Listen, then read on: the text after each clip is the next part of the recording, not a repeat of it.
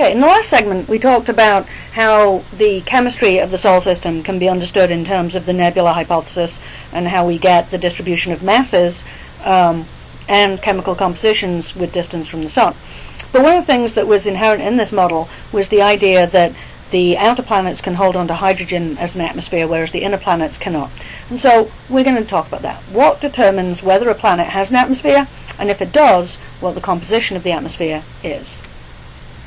And so we have to think about what is the speed of an atom in a gas. So we've got an atmosphere. The room that we're in is full of gas at about 300 Kelvin. And that means that the atoms are moving at a certain speed. And basically you can define the speed of the atoms by this distribution. So most of them are moving at this peak speed here, which is the thermal velocity, which is given by, this is Boltzmann's constant, the temperature and the mass of the atoms, which for the atmosphere is mostly nitrogen and oxygen. So that's where the M comes from. But we also have other things in there, so they're moving at all different speeds. But even for just one species, it has this distribution. Some things are moving slower than that thermal velocity. Some things are moving much, much faster. And so the point is that some atoms will actually have escape velocity. In this case, this is the escape velocity here for this particular gas. Then this gas can escape. Now, some of it's not moving directly outwards, and so if the escape velocity is out here, you don't lose much gas. But if the escape velocity is over here, well then you're going to lose some atoms. And so this is the issue, is how does the thermal velocity compare to the escape velocity for a given planet? So here I've got basically the same thing, and actually what really matters is the most probable speed. So the thermal velocity is this speed here, but because this curve is not symmetrical, it starts at 0, but it basically trails off to infinity. Then the most probable speed is the root mean square speed, which is at this point here. And so the most probable speed is given by this, and so you can basically say this is the most probable speed, but we also have an average kinetic energy, which is given by, this is where this comes from, so you've got average kinetic energy of the particle is 3/2 kT, and that's also half mv squared, so you can just rearrange this and you'll get the average, the velocity as being 3 kT over m square rooted. So it's slightly higher than this peak speed, thermal velocity. Okay, so how does this relate to atmospheric tension? So I've got an escape velocity, we worked this out before, so we've got escape velocity is the square root of 2gm over r, where in this case it's the mass of, for the Earth, would be the mass of the Earth and the radius of the Earth.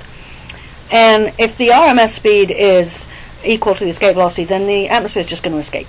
But if you want to retain the atmosphere, you really want the escape velocity to be much higher than that RMS speed, than that average speed. You want it to be so that most of it is going to be stuck, it doesn't achieve escape velocity. So we're going to say that we want escape velocity to be much higher than 10 VRMS. But VRMS was the 3 kT over m square rooted. Since both sides are square rooted, I just got rid of them. And then we can rearrange this, and we get that the temperature has to be less than this value, which is given by the little m is the mass of the atoms, the big M is the mass of the planet, and the r is the radius of the planet, k is Boltzmann's constant, and g is the universal gravitational constant. And so remember, we've got these temperatures, and these are the observed temperatures for different planets. And so you can see that for a given type of atom, if we're on Earth and we're at about 300 Kelvin, then we're going to retain different atoms. Actually, you need to retain bigger atoms compared to these things out here at below about 100 Kelvin, and so that determines what is able to be held onto. And so here we've got various molecular masses. So if we've got methane and ammonia and water, they're fairly low neon. To keep hold of nitrogen and oxygen, they're around molecular mass of 30, and so that's what we can hold on to. We don't really hold on to methane very well, or ammonia. And so here what I'm plotting is, it's basically this line. I've got temperature here and speed here. And this is basically showing you that for a given temperature, you will have a given speed that the atoms will go on. So for xenon, it's moving quite slowly because it's a massive atom, and at different speeds it moves at at different temperatures it moves at different speeds. So here you've got xenon, carbon dioxide, oxygen, nitrogen, and so on. And so you can see here that for Mercury and the Moon, which don't have atmospheres, they can hold on to xenon, but xenon's not very abundant, so it's not very useful to us.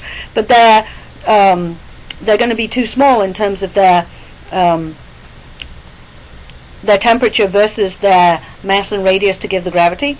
Their escape velocity is too low, and so everything else can escape. Whereas here we've got Mars, and this is Ganymede is a moon of Jupiter, Triton is a moon of Neptune, Titan is a moon of Saturn. These things can all hold on to carbon dioxide, oxygen.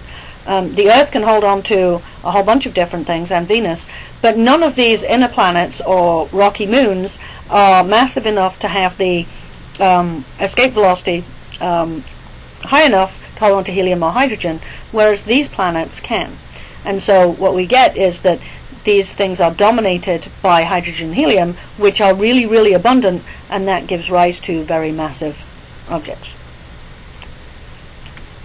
And so if we look at what they actually have as atmospheres, we have none on Mercury. Mars and Venus are carbon dioxide. Ours is oxygen, which is biological. You can ask me questions about that. Jupiter is largely hydrogen and helium. Same with Saturn. Uranus and Neptune are similar, but they are also have a significant contribution from methane. And Pluto really doesn't have any, but that's not a planet anyway. And so that explains why we get the mass distribution that we do in terms of understanding the retention of atmospheres.